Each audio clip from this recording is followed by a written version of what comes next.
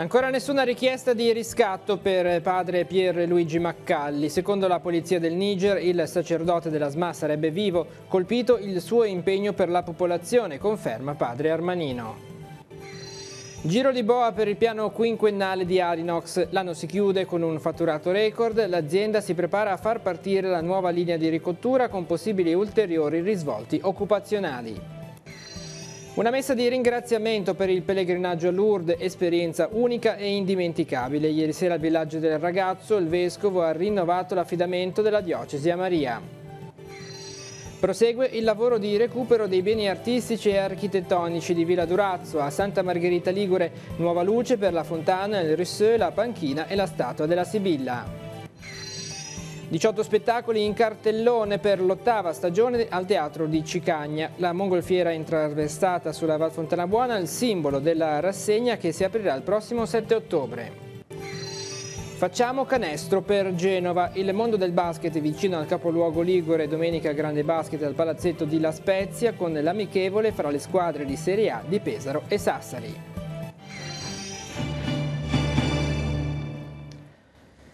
Buonasera ai telespettatori di Tiguglio. Oggi gli esteri in apertura nel nostro telegiornale. Sono passati 5 giorni dal rapimento in Niger di padre Gigi, padre Pierluigi Maccalli, e ancora non si hanno notizie di rivendicazioni o richieste di riscatto da parte del gruppo jihadista che lo terrebbe in ostaggio. A confermarlo padre Mauro Armanino, il sacerdote di Casarza Ligure, confratello del missionario della SMA rapito. L'abbiamo raggiunto telefonicamente. Confermo che non ci sono novità di rilievo in questi ultimi 2 giorni, se non che ci sono state pattuglie governative, di militari governativi che stazionano attualmente nella zona. Padre Pierluigi Maccalli, il missionario sequestrato in Niger martedì scorso da un presunto gruppo jihadista, sarebbe vivo, anche se di lui non si hanno più notizie da diversi giorni. Lo ha assicurato all'arcivescovo di Niamey la polizia nigeriana, la quale spera di iniziare le trattative appena i rapitori si faranno vivi. Al momento infatti non è arrivata alcuna richiesta di riscatto, prassi comune nei casi di rapimento già avvenuti in passato in Niger, come conferma lo stesso padre Mauro Armanino, confratello della SMA di padre Gigi. Penso che inizierà un tempo un po' di stallo, tanto più che questo tipo di gruppi jihadisti cosiddetti non hanno molto la propensione a rivendicare. Padre Mauro riferisce come il rapimento di Maccalli sia stato un attacco rapido e ben mirato. I rapinatori conoscevano i suoi movimenti e avevano scelto lui come vittima. Tra i vari motivi legati al sequestro, l'intento di spaventare le comunità cristiane in una delle pochissime aree del Niger in cui il cristianesimo è la fede di maggioranza e colpire l'impegno di padre Gigi, appena rientrato dall'Italia, nei confronti della popolazione locale. Meno di una settimana è tornato in viaggio con strumenti, cose e molti sogni, e progetti, come era suo solito, sia dal punto di vista evangelizzazione che promozione umana, tra le altre cose, l'idea di iniziare una scuola secondaria. Quindi le persone erano certamente al corrente di questo movimento, evidentemente il bersaglio è stato scelto, anche per una risonanza maggiore evidentemente, poi in prospettiva forse di queste richieste di riscatto che, ricordiamo, comunque costituiscono la prima sorgente di finanziamento di questi gruppi.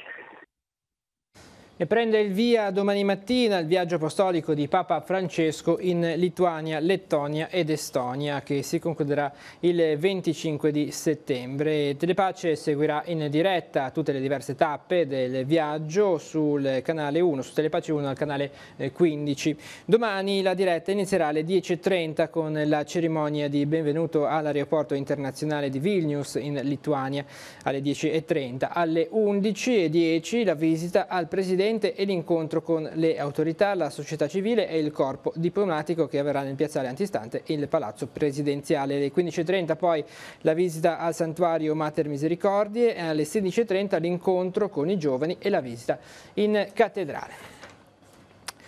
Torniamo sul nostro territorio, i temi del lavoro. Si sta per concludere un anno da record per l'Addinox di Sestri Levante. In attesa che nello stabilimento di Riva Trigoso parta il nuovo impianto di laminazione, si sono completate le procedure per l'assunzione di 15 nuovi lavoratori. Una crescita occupazionale che potrebbe avere ulteriori sviluppi. Sentiamo.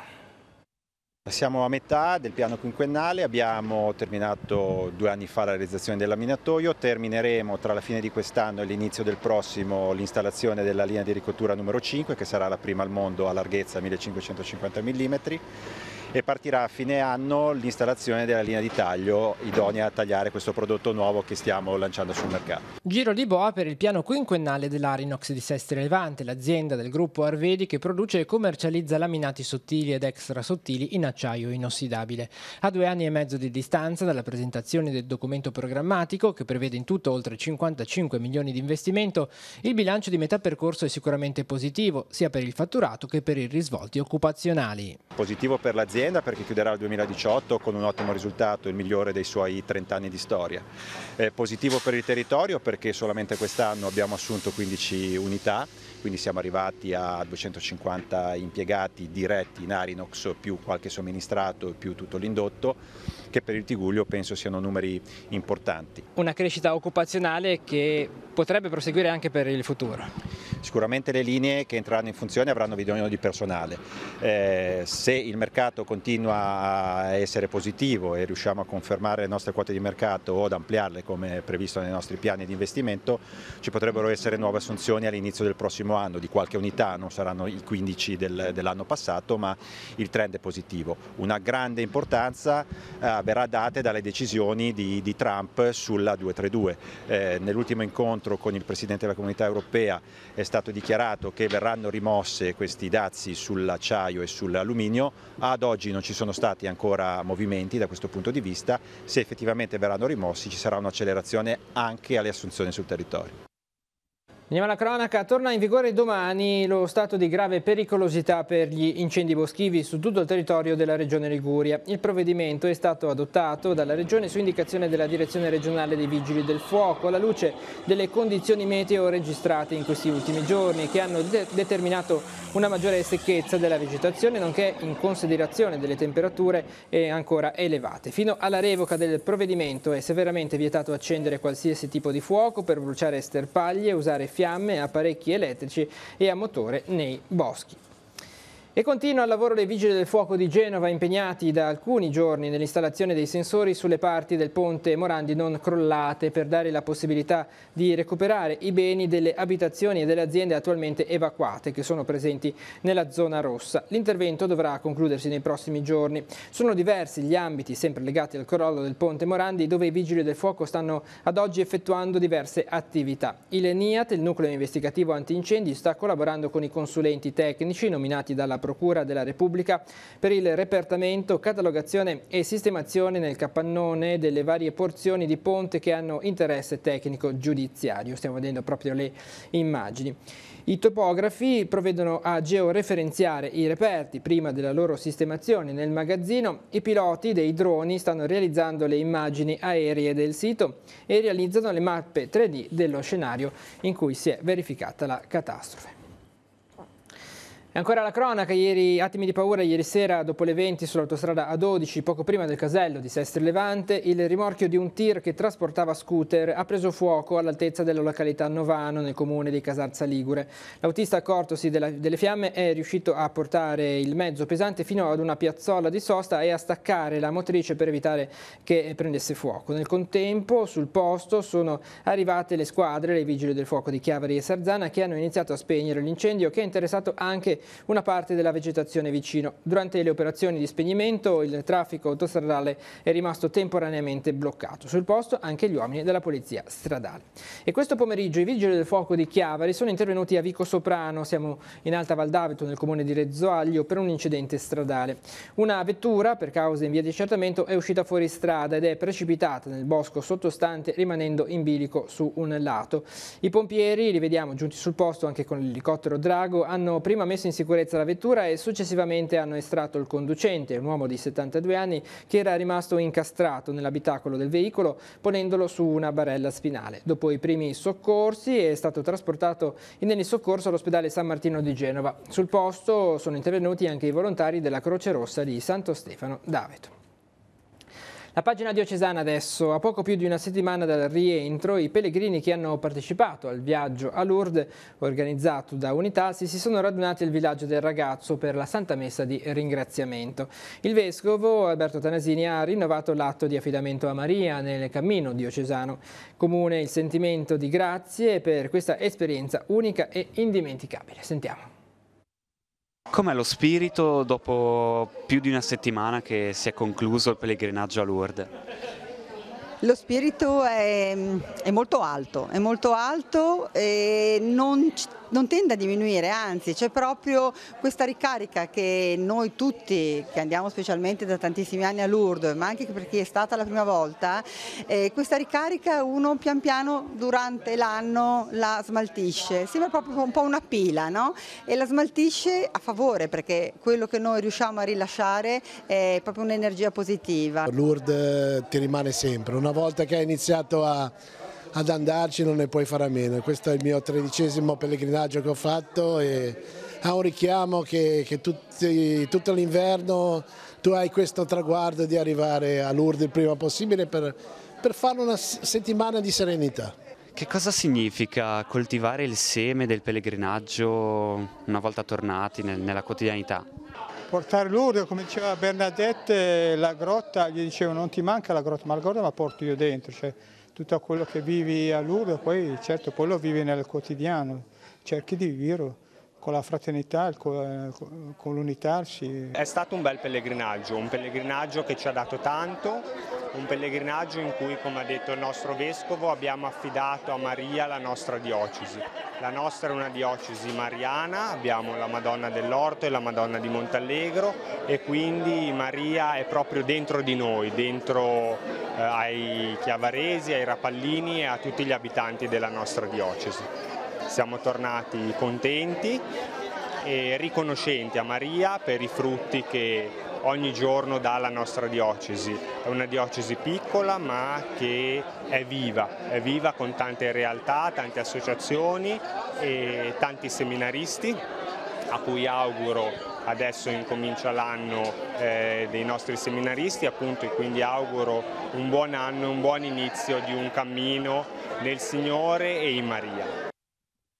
Andiamo sul sito della Diocesi di Chiavari per un appuntamento. Domani la comunità di San Giovanni Battista a Chiavari farà festa a 2 sacerdoti, Don Paolo Bacigalupo, che dopo un periodo di inserimento nella realtà parrocchiale chiavarese ne assumerà ufficialmente la guida, e Monsignor Enrico Bacigalupo, l'arciprete uscente che ha guidato la comunità per 28 anni. Alle 15:30 il vescovo accompagnerà Don Paolo al suo ingresso ufficiale. La festa proseguirà poi con il saluto affettuoso a Don Enrico. In occasione della festa del mare, domani alle 9:30 verrà celebrata a Recco, sul lungomare Bettololo, una messa di suffragio dei caduti nelle vicinanze del monumento che li ricorda. Seguirà la deposizione della corona in loro onore e la lettura della preghiera del marinaio. In serata alle 21 si svolgerà l'iniziativa Il mare in piazza nell'area Belvedere Luigi Tenco. Grazie ad una diretta streaming i partecipanti potranno assistere all'avventura di un'immersione in compagnia del biologo marino che commenterà le immagini provenienti dai fondali dell'area marina protetta di Portofino. La politica amministrativa adesso, andiamo ancora sul nostro sito teleradiopace.com, sarà ancora la ditta CIR Food di Reggio Emilia a fornire il servizio di refezione scolastica per le mense per le scuole dell'infanzia, primarie e secondarie di primo grado di Chiavari, e la fornitura di pasti caldi a domicilio per gli anziani e gli utenti in carico ai servizi sociali residenti nei comuni dell'ambito territoriale sociale 56, ovvero Chiavari, Carasco, Cogorno, Levi e San Colombano Certenoli. Un appalto dell'importo complessivo per il prossimo triennio di oltre 3 milioni di euro. Alcune scuole dell'infanzia, nel rispetto di quanto stabilito dal Consiglio d'Istituto, inizieranno ad usufruire del servizio di refezione già a partire da lunedì prossimo, 24 settembre, mentre le altre inizieranno da lunedì 1 ottobre. Nuove nomine per il Consiglio di amministrazione della Fondazione Devoto di Chiavari. Il sindaco di Capo ha nominato tramite apposito decreto Roberto Lombolini, Claudio Randazzo e Tania Scarpa. La Fondazione sostiene negli studi di ogni ordine e grado bambini, adolescenti e giovani in stato di bisogno, oltre a promuovere attività culturali e sociali relative al mondo della scuola, dell'insegnamento e della storia delle comunità locali. Alla nomina dei 3 nuovi consiglieri oggi diventa effettiva quella già annunciata nominata di Davide Domenighini come membro del Consiglio di amministrazione della Casa di Riposo Pietro Torriglia a fronte delle dimissioni presentate da Paola Cavagnaro. E a proposito, su questo c'è un intervento del consigliere comunale del PD Lino Cama. È in gioco il futuro di una delle aree di maggior pregio della città e il tema della sua pianificazione e destinazione non può rimanere chiuso al segreto delle stanze dell'amministrazione. Lo chiede Lino Cama, chiede anche un dibattito pubblico sul futuro della Fondazione Torriglia per fare chiarezza sulla questione. Ritengo che il luogo principe per questo confronto sia il Consiglio Comunale. Andiamo adesso a Santa Margherita Ligure. Prosegue il lavoro di recupero e di restauro dei beni di Villa Durazzo. In attesa dell'inizio dell'intervento dall'antica via di collegamento con il quartiere di Corte, questa mattina è stato presentato il restauro della fontana, dell'acciottolato e della statua della Sibilla. Uno degli obiettivi adesso è quello del recupero di tutte le statue che si trovano all'interno del giardino all'italiana. Sentiamo.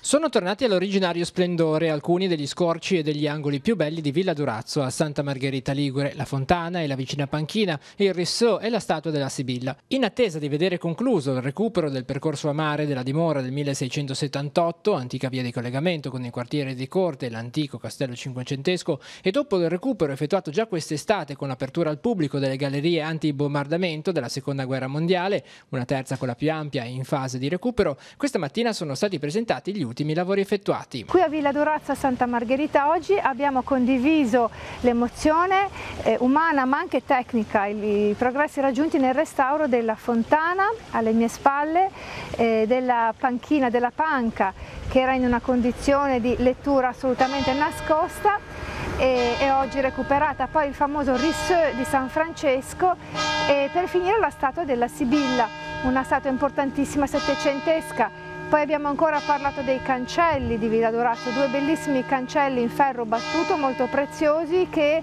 chiudono e aprono allo stesso tempo il percorso per le gallerie e abbiamo pure fatto un cenno alla famosa stufa all'interno della villa. Un lavoro di recupero e di restauro dei beni di Villa Durazzo che non si ferma con gli interventi messi in atto nei mesi scorsi. Uno degli obiettivi adesso è quello del recupero di tutte le statue che si trovano all'interno del giardino all'italiana e non solo. Restaurare tutte le statue del giardino all'italiana è un progetto anche ambizioso, quello di poter restaurare tutte quelle del parco. Comunque quelle del giardino all'italiana è il progetto che intendo portare avanti dal fine 2018 al 2019. Rispetto a questi interventi il progetto di riaprire l'antico portale e il successivo porticato è sicuramente molto significativo da un punto di vista storico-culturale per la città e perché valorizza incredibilmente quello che è il gioiello del patrimonio artistico-culturale di Santa Margherita, cioè Villa Durazzo, che su questo promontorio domina la città e il porto,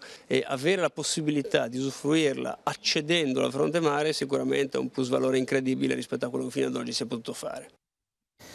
Il teatro di Cicagna Comunale si avvia verso l'8ª stagione di spettacoli, un ricco calendario con 18 appuntamenti dal 7 ottobre al 27 di aprile. Vediamo. È stata presentata la nuova stagione teatrale del Teatro Comunale di Cicagna. 8ª stagione di spettacoli, con il fine di incrementare la proposta culturale della Val Fontana Buona.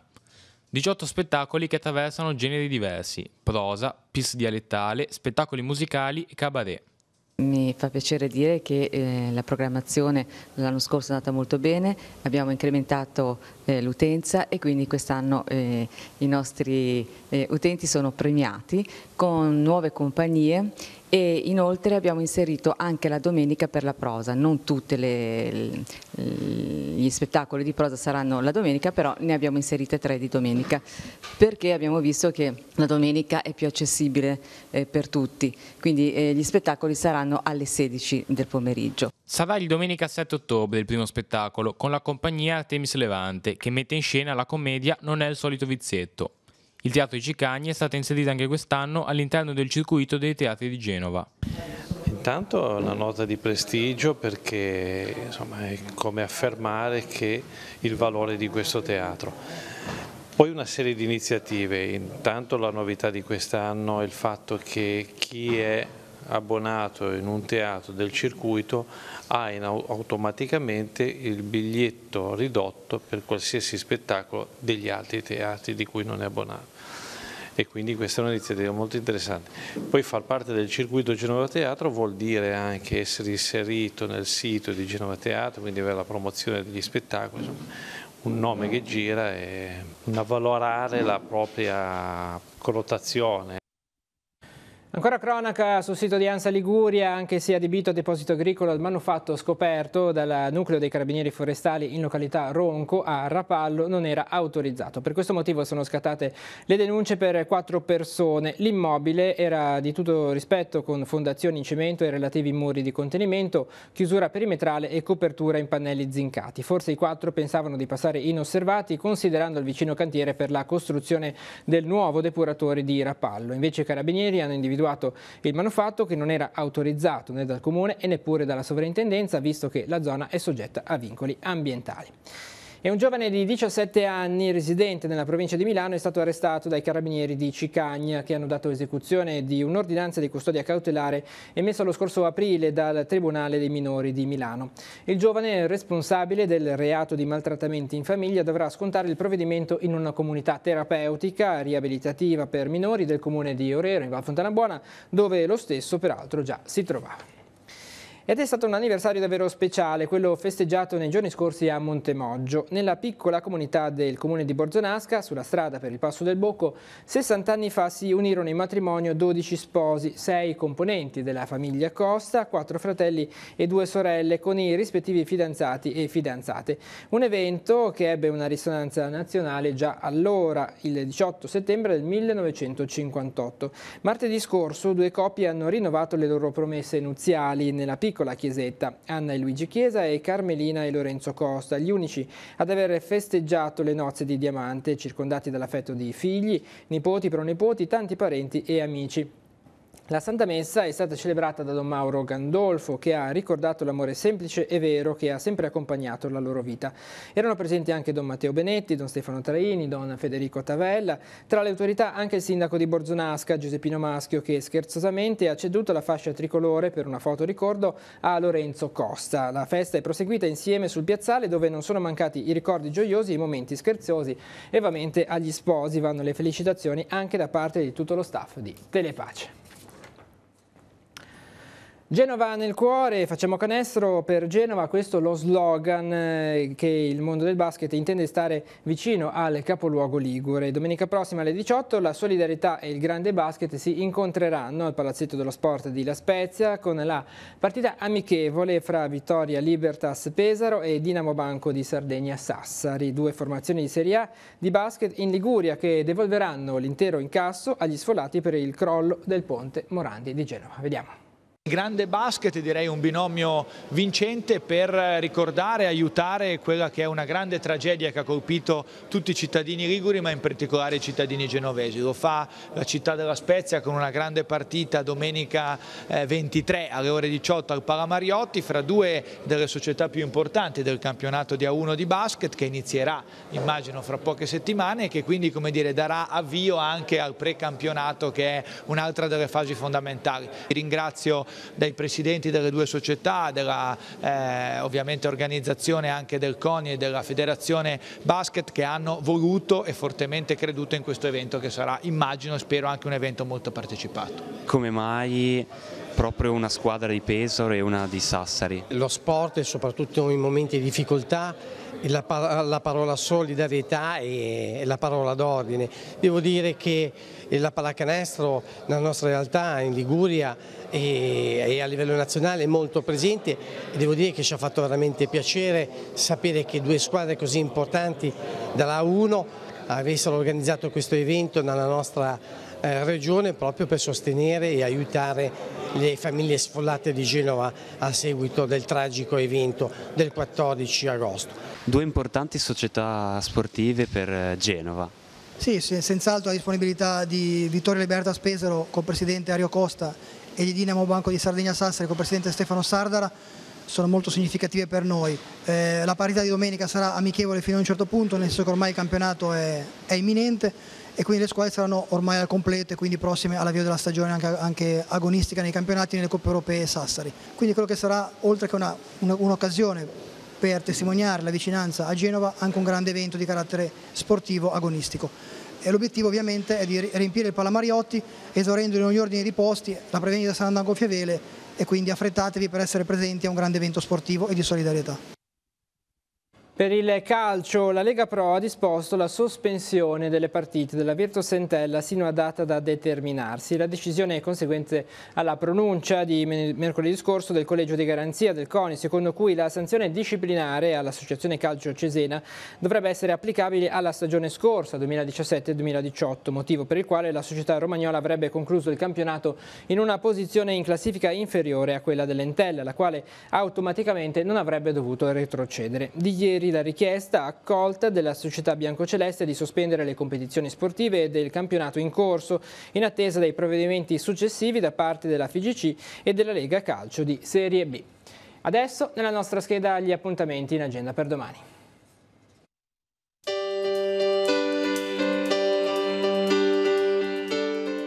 Appuntamenti in agenda per sabato 22 settembre. Dalle 8 alle 12 in piazza Umberto I a Carasco i volontari dell'Avis saranno presenti con un'autoemoteca per la raccolta di sangue.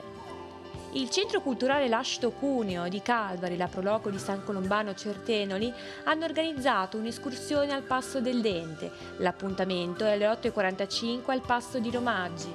A seguire Raviolata da Pellegrin. Nel pomeriggio altri appuntamenti.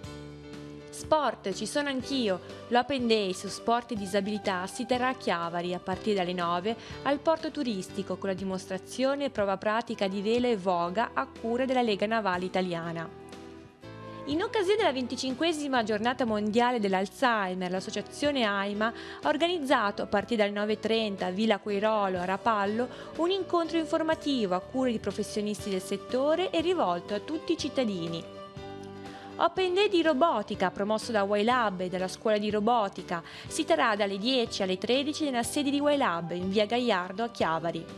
Nell'ambito della festa dell'agricoltura di Santo Stefano d'Avito verrà allestita nel castello la mostra Patate dal mondo, promossa dal Parco dell'Avito e dal Consorzio della Quarantina, Associazione per la Terra e la Cultura Rurale, e visitabile al sabato dalle 10 alle 19 e alla domenica dalle 10 alle 18.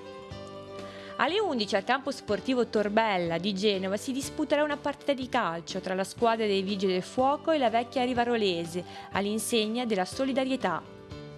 I Cavalieri di San Giorgio, Moneglia e Subuteo presentano la quarta edizione del Torneo della Croce, che avrà inizio alle 14 nei chioschi di San Giorgio. Alle 15:30 al Teatro Sociale di Camogli si terrà la finale del 7° concorso internazionale di chitarra. Prosegue la terza edizione del Festival della Punteggiatura a Santa Margherita Ligure. Alle 16 appuntamento con gli autori nello spazio aperto di Via dell'Arco. L'associazione Mosaico promuove il premio di poesia Ugo Carreca. La cerimonia di premiazione dei vincitori si terrà alle 16 all'Auditorium San Francesco di Chiavari. Triangolare di calcio per bambini dal 2009 al 2011 al campo sportivo Maria Luigia di Chiavari dalle 16 alle 19. L'evento sportivo è organizzato dal gruppo Pino Solari Omide Ruinà. Alle 17 al piccolo auditorium San Francesco di Chiavari l'associazione culturale Il Bandolo ha allestito una mostra delle locandine dei 50 eventi da loro promossi per festeggiare il traguardo raggiunto. Dalle 17 alle 22 in Piazza dei Ferrari a Genova i volontari dell'ADMO e quelli del Registro Italiano Donatori di Midollo Osseo saranno presenti con un'autoemoteca per la raccolta di sangue a favore della donazione delle cellule staminali emopoietiche. In occasione delle giornate europee del patrimonio sono in programma numerosi appuntamenti sul territorio. A Villa Cavagnari a Cicagna alle 9:30 si terrà un convegno su Niccolò Bacigalupo, Ugrigiu, il Piffero, la Musa, la Fisarmonica. Visita guidata sulle tracce di Luigi Brizzolara, il ritrovo è alle 10 di fronte al comune di Chiavari. Alle 11 nella sala Agave del convento della Nunziata di Sestri Levante, Elisa Piccioni e Valentina Ghio presenteranno il volume Botteghe storiche e locali di tradizioni Sestri Levante. Visite guidate a tema l'arte di condividere al mulino di Belpiano Rapria dalle 15 alle 18. Apertura straordinaria del Museo Archeologico di Chiavari dalle 15:15 alle 19.